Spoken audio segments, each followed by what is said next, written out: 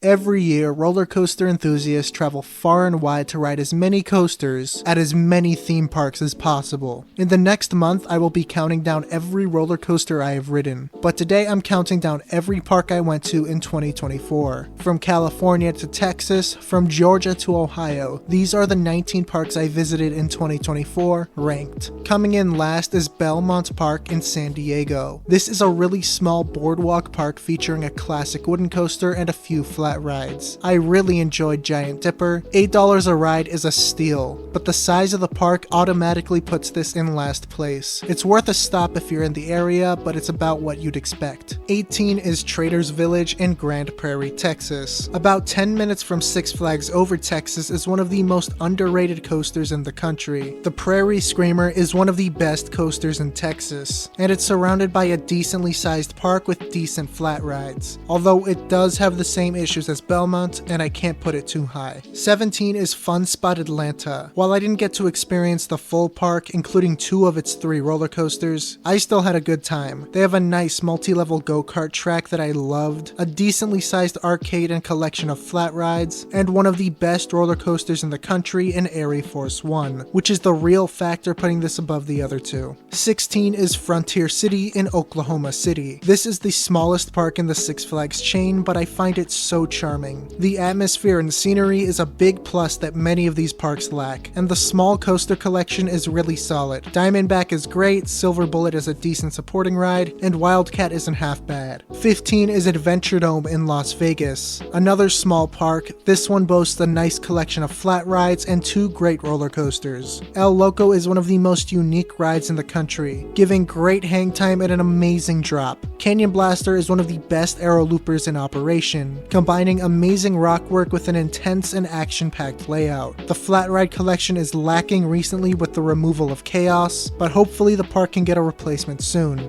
14 is SeaWorld San Diego. This is a decent park for families. The coaster collection is solid, 2 great family launch coasters in Arctic Rescue and Manta, and a fantastic thrill coaster in Electric Eel. I have yet to experience Emperor or Journey to Atlantis, but I'm sure those complement the others well. Just avoid the whale show at all costs and you should have a good time. 13 is Legoland California in San Diego. This is another great park for families. Nothing thrilling, but that's not the intent here. The Legos all over the park are so charming. They have a strong family coaster in the Dragon, and the Lego recreations are awesome. 12 is Cedar Point in Sandusky, Ohio. The first heavy hitter of the list, and I'm sure its placement will raise eyebrows. This park is just wasted potential in my eyes. While it easily has one of the best top 5s in the world, the rest of the lineup is hit or miss. And for the apparent roller coaster capital of the world, you would expect more. Steel Vengeance has a stellar first half, but sleep-inducing second. Millennium Force and Maverick are objectively great, but don't excel at anything specific. Magnum XL 200 is awesome, no complaints there. And Top Thrill 2 isn't even operating. The rest of the rides range from good but nothing to write home about, like Gemini, Valraven, and Iron Dragon, to downright disappointing and boring like Raptor, Gatekeeper, and Rougarou. While the scenery and aesthetics of the park aren't anything to complain about, the rest is just not what it's hyped up to be. Not to mention the constant ride closures, unbearable crowd control, and overpriced food and merch. I came for the park with the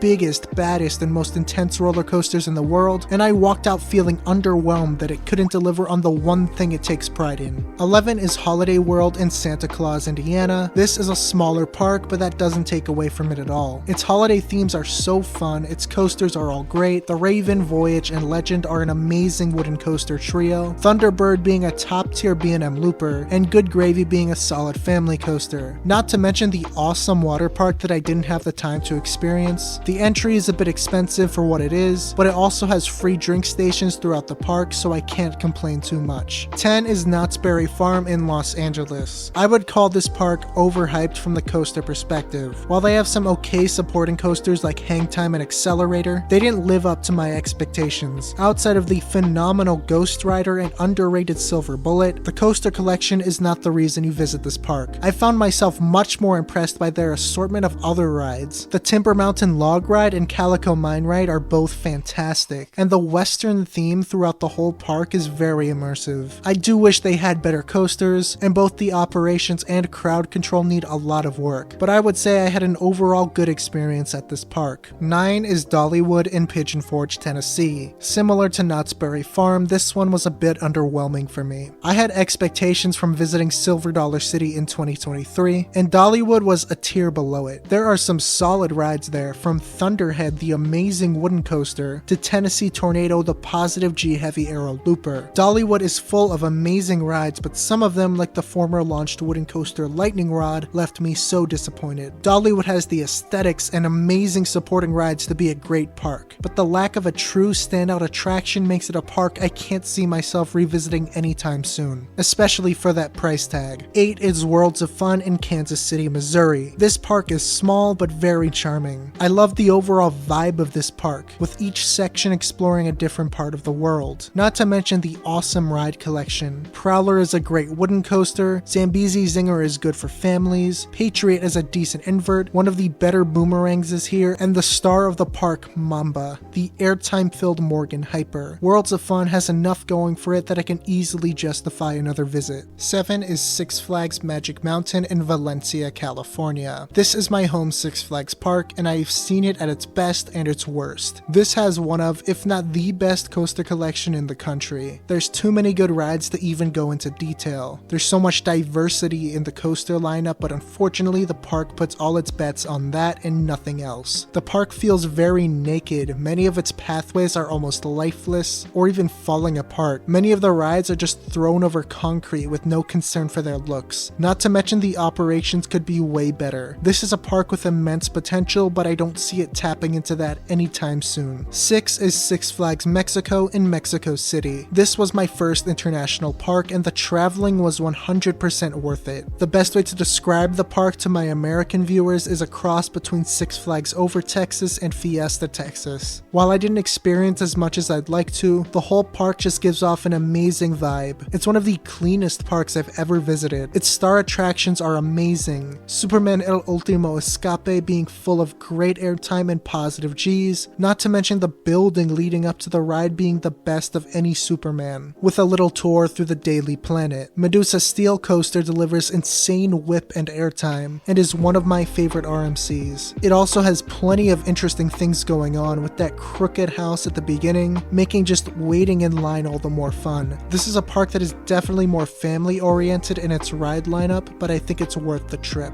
5 is Six Flags Over Georgia in Austell, Georgia. I have heard so many horror stories about this park, but I've never had a bad experience here. It could use a bit more in the visual department, but overall I'd say this is a great park. A fantastic top 3 in Goliath, Twisted Cyclone, and Georgia Scorcher. The best B&M Hyper and stand-up, and a great RMC. They also have a bunch of solid supporting coasters in Great American Scream Machine, Blue Hawk, the original Superman Ultimate Flight clone, and Batman the Ride. Coaster-wise, this is easily the most rounded collection in the region, but the flats and water rides aren't bad either. This is a park that I already think is great, but with a bit of cleaning up could become one of the best in the chain. 4 is Carowinds in Charlotte, North Carolina. This park was a roller coaster of emotions, and I plan to make an individual video for my chaotic visit. Carowinds is a park with many highs and many lows. The top 4 coasters are great. Fury 325 is one of the best in the country. Copperhead Strike is a fantastic launch coaster. Afterburn is an amazing B&M invert, and Thunder Striker is a solid hyper. The rest of the lineup is hit or miss. There's a decent selection of flat rides, okay supporting coasters, but it definitely needs some better supporting attractions to help balance everything out. Carowinds is very top heavy. The scenery could also use some work. It's not anything bad, but it's not anything to write home about either.